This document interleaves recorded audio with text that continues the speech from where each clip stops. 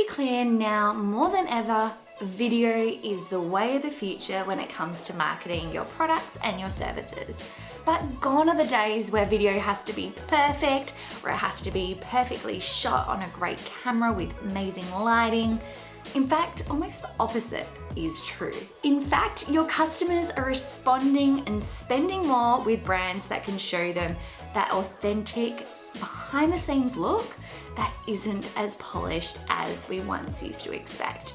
So in this video, I'll be sharing 5 ways that you can jump on board this trend. Hello and welcome to my channel. I'm Emiley and I'm a brand and content strategist and love helping small business owners just like you build their brands online.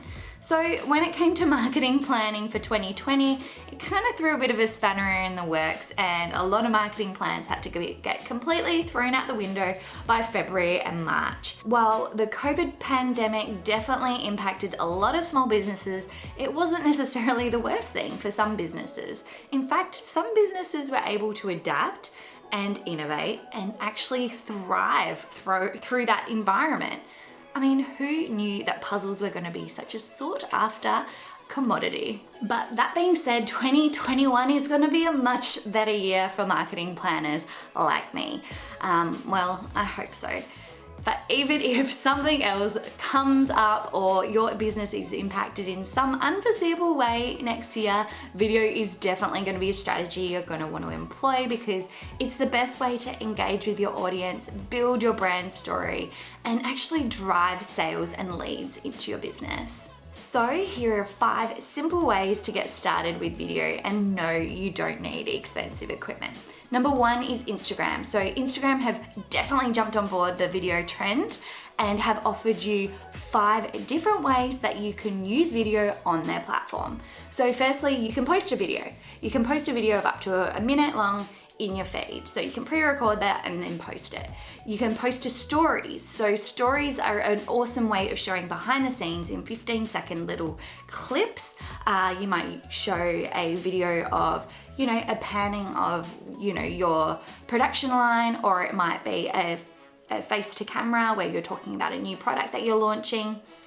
And you can also use IGTV, which I've created a whole video on how to actually use IGTV and the ways that it can really help benefit your brand. So go and watch that one now. It also offers live video, which is the same as Facebook Lives. So if you're really wanting to create some drama and really get attention from your audience, use lives because everyone gets notified when you go live, and also they get pushed to the front of the story. So your whole audience is going to have a greater chance of seeing you, as long as they're obviously using the app at the time you go live. So you want to just make sure you pick those times accordingly as to when your audience is actually using the platform. And number 5 is Reels. So these are the newest way that you can add video to your Instagram, and it's basically Instagram's response to TikTok, same sort of thing. There's lots of different fun strategies that you can employ on that one. Okay, so the second way that you can start using video is through YouTube. So yes, YouTube videos do take a little bit of effort. They generally require a little bit of editing and a little bit of pre-planning, but they're a great way to show off your expertise to your audience. Not only to your current customers, as it may be a way for them to go, yes, this person is so aligned with me, I want to book in for their services, but also to help attract new customers, because YouTube is a search engine at the end of the day. So if someone's searching about a particular topic and they come across your video, then you can on-sell them onto your products and services. But if you're going to get started with YouTube, please don't get caught up on the numbers. It takes a really, really long time to get subscribers and views on your videos, because it's just the way the algorithm works. It takes a long time, but it's really important to stay consistent. If you're going to start adding YouTube to your strategy, make sure you have a plan to do weekly or fortnightly videos, because if you do a bunch of videos up front and then not for another 6 months, you're not going to get the same sort of value out of that effort.